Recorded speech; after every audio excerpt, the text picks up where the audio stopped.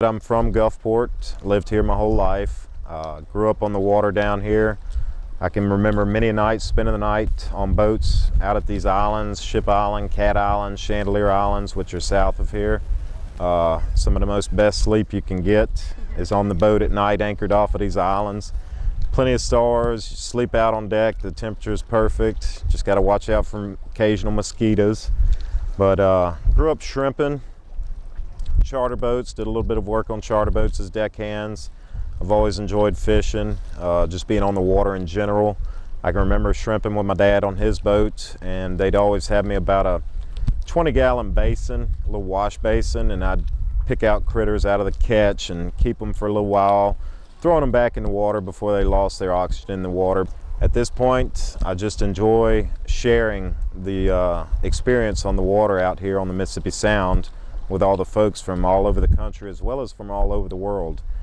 They didn't really realize there was a jewel like this in Mississippi. I guess they still think we're just cotton, but we actually have a coastline as well. Next thing I know, 2005 rolls around, we get Hurricane Katrina. The coast was kind of sent back into the Stone Age for about a year, and the boats and the operation needed a lot of help to get back up and rolling. And so I stuck around the coast to help family and friends get back on their feet, as well as the business out here to Ship Island. We were amazingly able to start back in '06, spring of '06. After Camille, they weren't able to start back for, I think, a couple years, if I remember them telling me correctly. So it was a pretty big achievement to get back up and roll in spring of '06. So we're pretty proud of that, and we've just been rolling along ever since. Personally, I guess it's the nature itself. You know, Camille cut Ship Island, which was once just one island, and now you have East Ship and West Ship because of Camille that blew out the cut over there. It was starting to fill itself back in before Katrina, and Katrina blew it back out, but it was actually starting to fill back in. We were confident that it was going to rejoin and be one island again, but Katrina blew it back out. There are rumors that the Corps of Engineers is going to try and fill in Camille Cut, also called Katrina Cut. We'll see if that happens. It'll be a difficult task. I know they did it at Dolphin Island when Katrina blew her out over there. They filled her back in. I think she's starting to mend herself. And so hopefully we'll have that happen here. We'll have a little bit more breakwater for the mainland. These islands are important for helping to protect the mainland from these big storms that come in off of the Gulf. They're tattered, they're beat up right now. You can see on East Ship the trees, they're in bad shape. There's a small bit of growth coming back up underneath them, but the trees that you do see are pretty much all dead over there.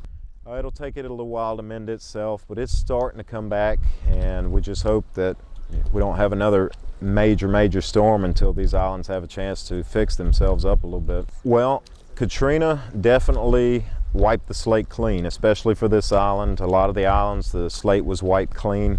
There used to be a lot of deer on Cat Island. Those were all washed away after the storm.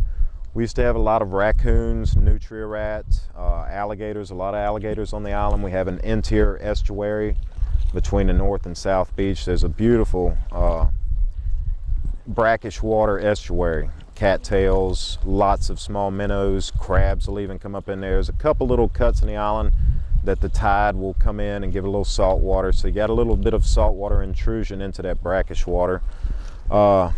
We have the red-winged blackbirds out here. I want to say it was a good 4 years after Katrina before I saw those little birds start to show back up. Of course, we have the seagulls. I don't think nuclear war could kill seagulls, so we got them back right away. Our pelicans came back pretty quick as well. And we do have some alligators back out here. Hopefully you get to see him. There's one particular when you first get into that marsh area off to the east side of the boardwalk. He's got his own little area picked out, it seems like. I know there was that one. I also saw some juveniles on the island last year, some little 1 to 2 footers. So I know that the population is coming back. They dredge to the west for the Gulfport ship channel that comes in. It's naturally deep over there. They just have to dredge it out a little bit more to make it accommodate the ships that come in and out. They did do a dredging project year before last, if I remember correctly, where they took sand from the west tip to pump in on this this north side to replenish the north side. Sometimes you have winters in a row that you get a lot of storms, a lot of winter storms that give north winds out here that just pummel these islands. And it had gotten to the point where the water was back up around the fort, so they wanted to protect it again, as well as the north shoreline, where a lot of the birds like to nest during the springtime of the year. So they did do that. And like I said, the rumors are flying that they're going to try and fill in Katrina Cut, Camille Cut. I hope they are successful. We'll see. It's going to be a heck of an undertaking, like I said before. So we'll see what happens there. I think nature itself has the biggest impact. Man can try and do as much as it wants. We'll make a mess, but as far as reshaping land masses, I think nature does the best job at that. We just tend to make a little mess here and there, and usually it swallows up the mess pretty good. But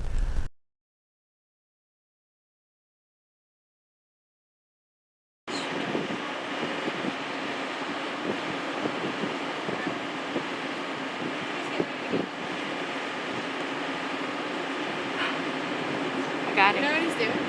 I got him though. I don't know what he's doing, but I got him. You can ask Bessie if she's probably doing it. Yeah, they have alligators right there on property. Yeah. May just been cooling himself off, getting everything nice and wet.